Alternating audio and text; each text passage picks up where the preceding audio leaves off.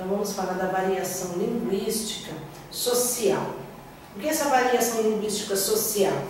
É a língua culta. E quem é que tem acesso a essa língua culta? Quem teve a oportunidade de frequentar os bancos escolares, são escolarizados, aprofundar os seus estudos, então enriquecem o seu vocabulário, tem a riqueza da fala, e quando a pessoa sabe se colocar com a riqueza de vocabulários, ela tem ascensão social, porque ela sabe usar os pronomes, os termos gramaticais corretamente. Diferente daquela pessoa que não teve a oportunidade de concluir os seus estudos, ou tampouco frequentou a escola. Então ocorre o português, a língua portuguesa do povo, que não se preocupa com a gramática, com o uso correto da gramática, e fala nós vai, nós fez, tava dormindo. Então não, estava dormindo, nós vamos, nós fizemos.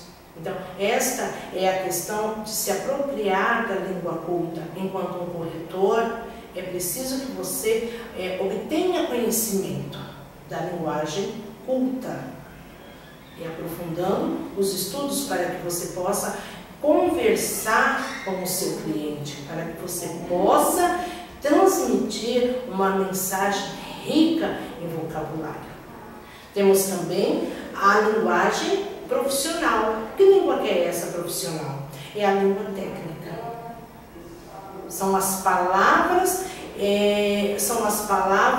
da área de trabalho. Então, o médico na medicina tem as palavras-chave da medicina.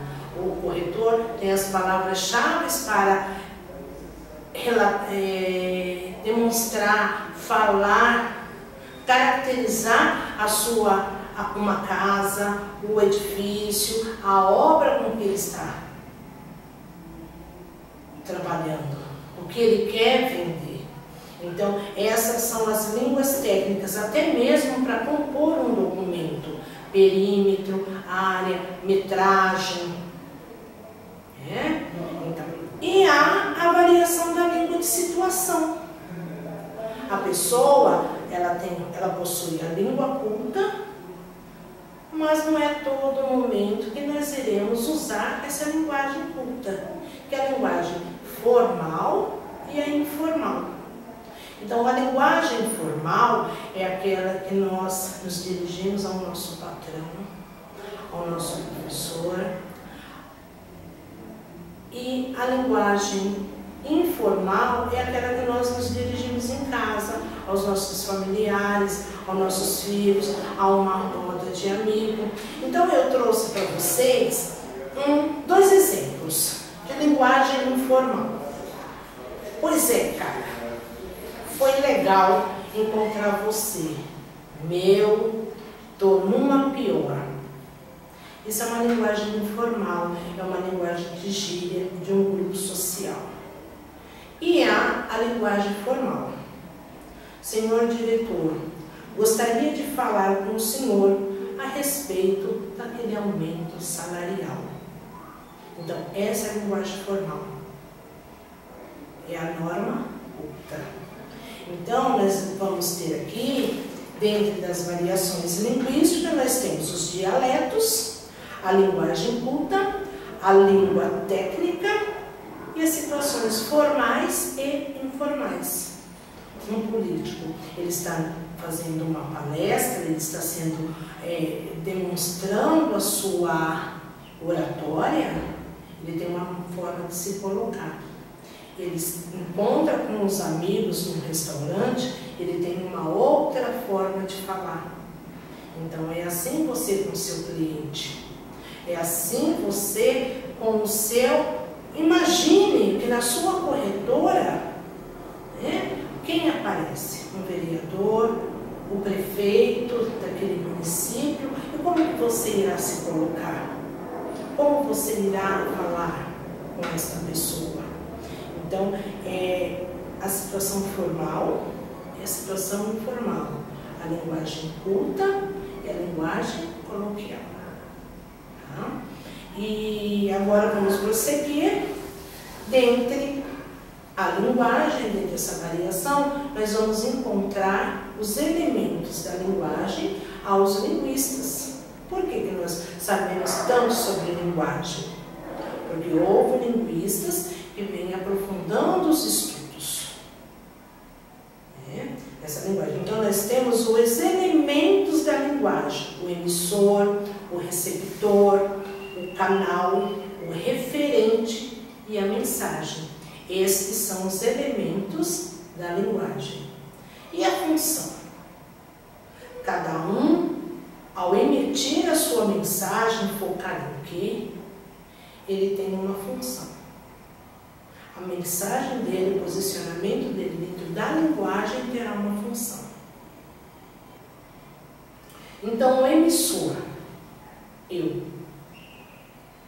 Cida, tem uma emoção emotiva de passar a mensagem para o meu receptor, que é você, o meu aluno. Então, eu uso de marcas, de atitudes pessoais, marcas emocionais e de conhecimento para expressar, para colocar a minha fala, a minha mensagem. Já o receptor, a função é conotativa. E o que é a função conotativa? Ela vai centrada, essa mensagem ela vai centrada no receptor. Ela vai receber como é o canal, o suporte dessa mensagem. E esse suporte, este canal, é a função fática. E qual é a função do canal? É de procurar estabelecer uma aproximação, de controlar a eficiência e a eficácia da mensagem. Então, nós utilizamos, enquanto função fática, o emissor irá utilizar de textos escritos, de gráficos, de tabelas, assim como você irá usar da função fática para demonstrar, para fazer a propaganda do edifício, da obra que você esteja vendendo, daquela casa, daquele imóvel. Então, qual é a função fática? O canal pode ser um cartaz, a propaganda. E temos também o código. O que é o código? O código é um dos elementos da linguagem. Qual é a função do código? É a função metalinguística. É o uso da linguagem pela linguagem. Certo? Então, é a língua símbolo utilizada, centrada no código, nos símbolos. Um exemplo de metalinguagem, dotada de metalinguagem. A língua pela língua é uma gramática. Então, uma gramática, ela traz o estudo da língua. A função metalinguística nesse código é como está sendo colocada a sua mensagem. E o referente, um dos elementos da mensagem, da comunicação. O referente, a função dele é referencial. E qual é essa função referencial? Onde que ela está colocada, essa função referencial? Ela está sentada no contexto, no assunto que vai ser tratado. Então, o contrato de locação, qual que é o referente? Mensagem é o significativo, é a função poética. Então, a função da mensagem é ser poética. Ela tem estrutura, ela tem sonoridade, ela tem o chamar esse receptor. Então, esse emissor saber como montar esta mensagem para que ele possa conversar com o seu receptor. E essa conversa, ela vem de um canal, Pode ser um jornal, um cartaz, um e-mail. E o código são os símbolos. Como que você vai dispor dessas letras? Como é que você vai colocar dessa propaganda? Como que ela irá se estruturar? Correto? E temos agora, tanto que essa função de trabalhar esse texto, esta linguagem, hoje é utilizada para produções textuais nas escolas. Porque antes, a criança, o aluno, ele chegava aos bancos escolares e fazia redação à vista de figuras, não havia uma oralidade, ele não tinha um receptor, não havia um canal. Hoje não, hoje trabalha-se nas escolas com o texto linguístico, que é o emissor, que tem o seu emissor, o receptor é o leitor. O canal é o próprio jornal, é o suporte onde está vendo aquela matéria. O código é como ele foi escrito, a escrita, a metalinguagem. O referente é a notícia, o contexto. Como é que essa mensagem está chegando para esse aluno, para esse leitor?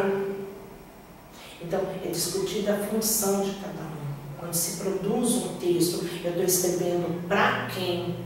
O que eu vou escrever, como eu vou escrever, o que eu vou falar, como eu vou me colocar. Então, hoje a linguagem ela é interacionista.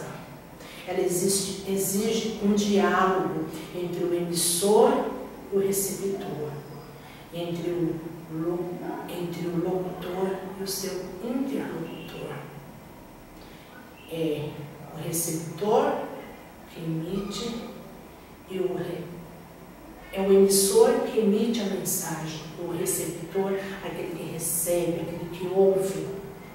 E hoje essa linguagem ela está presente nas escolas, nas corretoras, onde há uma empresa, onde as pessoas tratam de uma linguagem onde se comunicam verdadeiramente. Então, para vocês poderem entender melhor, uma correspondência, mensagem, está centrada na carta. Quem é o emissor dessa correspondência? O destinatário, o remetente.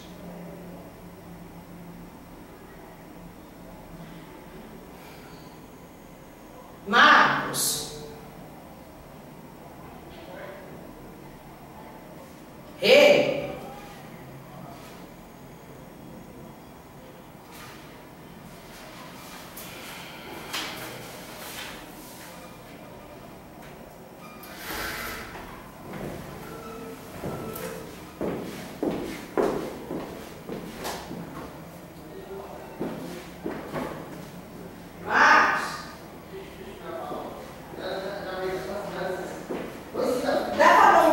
Depois eu continuar e você corta dali, eu tenho que parar.